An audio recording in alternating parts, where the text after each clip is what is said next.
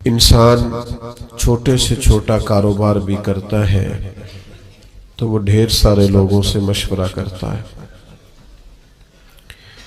وہ غور و فکر کرتا ہے کہ میں جو کام شروع کرنے جا رہا ہوں آیا یہ فائدہ مند رہے گا یا میں ترقی کی منازل طے نہیں کر سکوں گا.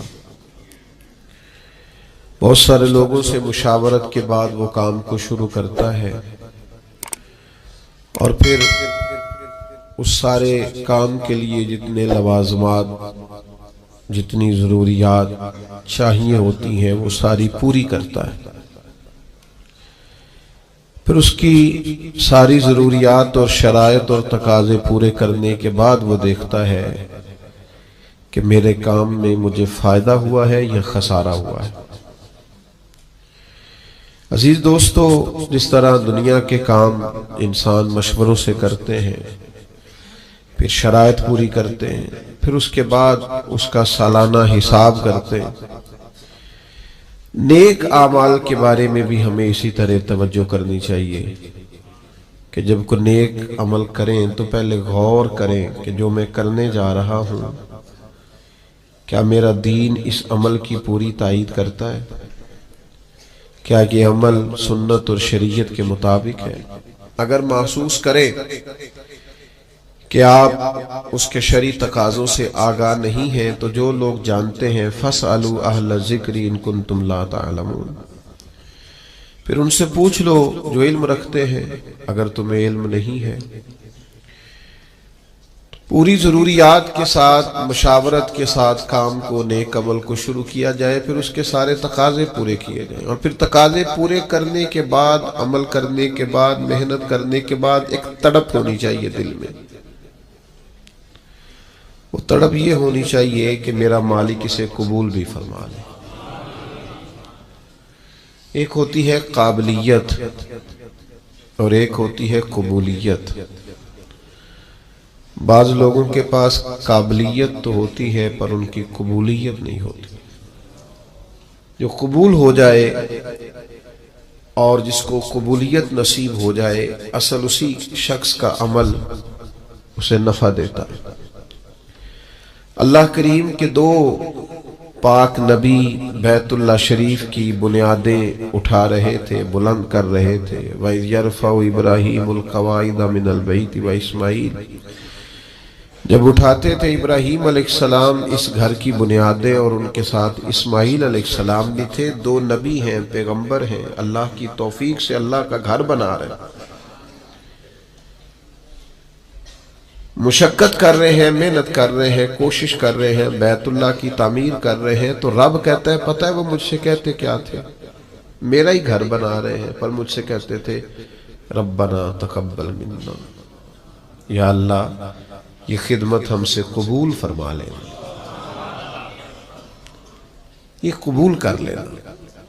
قبولیت بڑی نعمت ہے. کچھ لوگوں کے پاس قابلیت بڑی ہوتی ہے پر ان کی قبولیت. دو بھائی تھے، ملا فضل اور فیضی اکبر کے دربار میں، بڑے عالم تھے. قرآن مجید کی تفسیر لکھی ہے اور ایسے لفظ کوئی استعمال نہیں کیے جن پر کوئی نقطہ آئے، بے نقطہ تفسیر. بڑے بھائی کا حافظہ اتنا مضبوط تھا کہ وہ کسی چیز کو ایک دفعہ سنتا تھا تو یاد کر لیتا تھا. چھوٹے بھائی کا حافظہ اس طرح کا تھا کہ وہ 2 دفعہ سنتا تھا تو یاد کر لیتا تھا. ایک شخص اپنا قصیدہ شاعری بادشاہ کے لیے لکھ کے لایا تو اس نے جب دربار میں سنایا تو بڑا کہنے لگا بادشاہ یہ تو شعر ہی میرے ہیں. اس نے کہا آپ کے کیسے ہیں؟ کہا میں سناؤں. تو آپ نے ابھی اشعار سنے ہیں، ایک دفعہ سن کے یاد نہیں ہوتے. کوئی بندہ دعویٰ نہیں کر سکتا کہ مجھے یاد ہو گئے، لیکن وہ بڑے بھائی کے چونکہ اس کا حافظہ اتنا زیادہ تھا، اس نے ایک دفعہ سنے اور اس نے سنا دیے. تو اب بادشاہ کو یقین ہو گیا یار حد ہو گئی، یہ تو نہیں نہ ہو سکتا کہ اس کو اس نے سنا دی. تو چھوٹے والا کہنے لگا بادشاہ سلامت یہ واقعی میرے بھائی کے شعر ہیں، یہ تو مجھے بھی آتے ہیں، کیونکہ وہ 2 دفعہ سن کے یاد کر لیتا تھا نا. بڑے ایک دفعہ شاعر سے سنا، ایک دفعہ بڑے بھائی سے سنا، اب 2 دفعہ سننے پہ یاد ہو گیا. جب اس نے بھی سنا دیے تو بیچارے شاعر کو سزا مل گئی. اور ان دونوں کو انعام مل گیا، بلا کا حافظہ، بلا کے قابل تھے، کمال ڈگریاں، کمال باتیں، کمال علم و فن، لیکن ان کی قبولیت نہیں تھی۔ بادشاہ کے ناجائز کاموں میں بھی اس کو سپورٹ کرتے، فتوے دیتے، اور بادشاہ کو گمراہ کرنے میں انہوں نے بڑا کردار ادا کیا۔ اسی دور میں ایک مرد قلندر کو اللہ نے قبولیت عطا فرمائی، جن کو شیخ احمد فاروقی مجدد الفسانی کہا جاتا ہے۔ انہوں نے دین کی تبلیغ کی، کام کیا، خدمت کی، ان کی خدمت قبول ہوئی۔ مجدد صاحب کی کتاب مکتوبات جو انہوں نے خطوط لکھے تھے دنیا میں پڑھی جاتی، اس سے لوگ فیض پاتے۔ او میرے بھائی، ابو جہل بڑا قابل تھا، ابو الحکم کہتے تھے لوگ اس کو، دانائیوں والا، حکمتوں والا، پنچایت کا آدمی، لوگ مشورے لیتے تھے، لیکن بڑا سمجھدار، بڑا معاملہ فہم، بڑا مدبر ہونے کے باوجود اس کی قبولیت، یہ قبولیت اللہ نے حضرت صدیق اکبر کو عطا فرمائے۔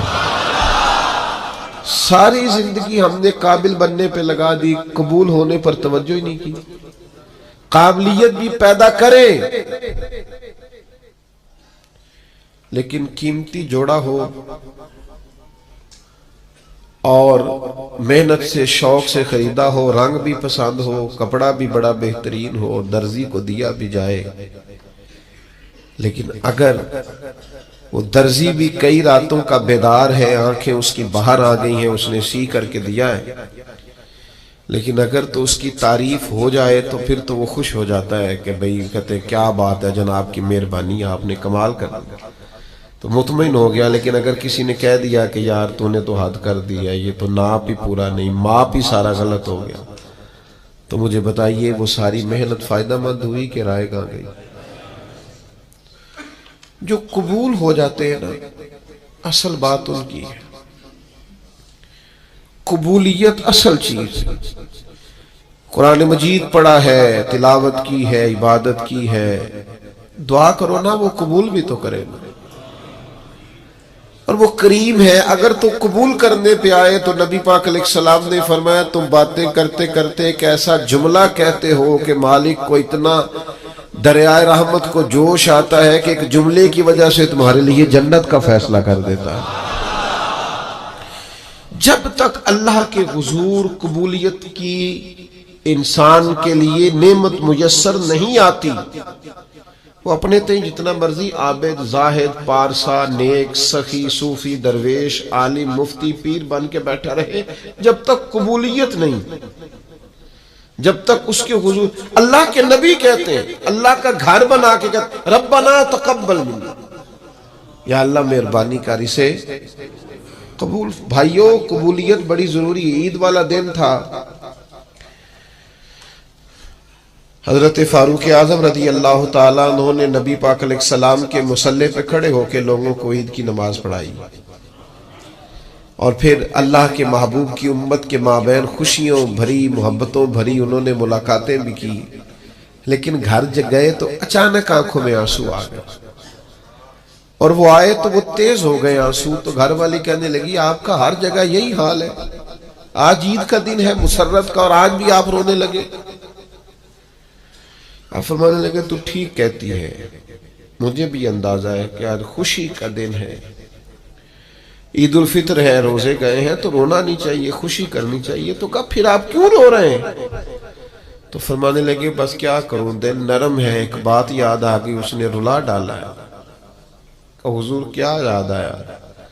فرمانے لگے میرے دل میں خیال آیا ہے عید تو اس کی ہے نا جو قبول ہو گیا ہے، اس کے روزے قبول ہو گئے، جس کی نمازیں قبول ہو گئیں، جس کی تراویح قبول ہو گئی، جس کا اعتکاف قبول ہو گیا، جس کی بیت اللہ کی حاضری قبول ہو گئی، جس کی روضہ رسول کی حاضری قبول ہو گئی، جو قبول ہو گئی۔ عید تو اس کی ہے، لیکن جس نے سارا کچھ کیا ہے پر قبول نہیں ہوا، تو اس کو پھر میری طرح رونا ہی چاہیے، اس کے لیے رونا ہی تو ہے۔ او یارو، اگر وہ کرے قبول تو بڑا کریم ہے، ورنہ حال یہ ہے کہ فویل للمصلین، کچھ نمازیوں کے لیے بھی بربادی ہے، کچھ قاریوں کے لیے بھی بربادی ہے، کچھ ایسے صاحبان علم بھی ہوں گے جو صبح قیامت معاذ اللہ ثم معاذ اللہ، حضرت ابو ہریرہ فرماتے ہیں سب سے پہلا حساب ہی قاری کا، سخی کا اور شہید کا ہوگا، اور ان کی اپنی تصنع، ریاکاری اور دکھلاوے کی نیتوں کی بنیاد پر ان کے اعمال دھتکار دیے جائیں۔ دعا کرو اس کے حضور قبولیت ہو جائے، اگر تو وہ کر لے قبول ہو جائے مہربانی، تو حضرت صدیق اکبر جا کے حضرت بلال حبشی کو خریدنے کے لیے کھڑے ہیں، کہتے ہیں میرا گورے رنگ والا غلام رکھ لے، یہ کالا حبشی غلام مجھے دے دے۔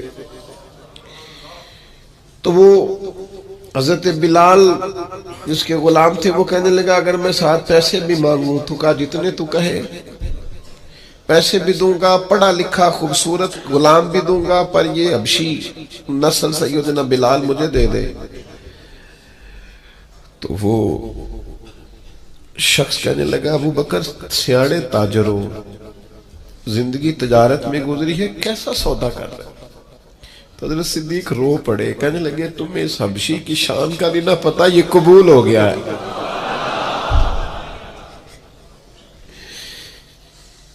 یہ قبول ہو گیا ہے، جو تو ہو گیا نا قبول، جس کی تو ہو گئی قبولیت، جس پر تو ہو گیا فضل، تو وہ تو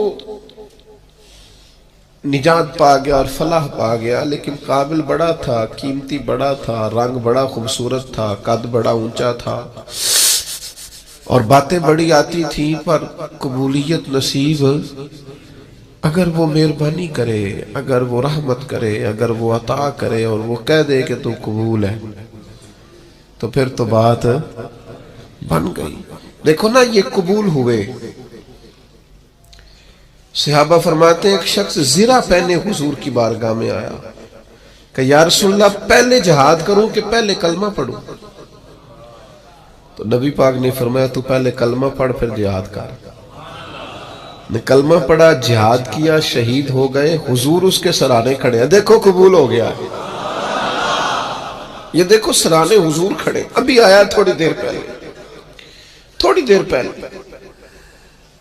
دیر پہلے ابھی آیا، تھوڑی دیر ہوئی ہے آیا کالیاں زلفاں والا، ایویں دو کڑیاں میرے من وچ رکیا تے کر گیا نور اجالا۔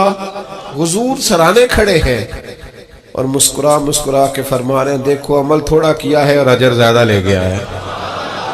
یہ قبول ہو گیا ہے نا، یہ قبول۔ سلمان فارسی قبول ہو گئے، بکتے بکاتے دروازہ رسول پہ آئے، سلمان قبول ہو گئے۔ سلمان فارسی حضور کی بارگاہ کے مقبول ہو گئے، وہ خدمت عالی مرتبت میں رہنے لگے۔ سلمان فارسی کو آزاد کرانا تھا تو ان کے لیے بندوبست بھی حضور کرا رہے، ان کے لیے کھیت اور پودے تیار کیے جا رہے ہیں، بندوبست ہو رہا ہے۔ سلمان قبول ہو گئے، پھر اتنے قبول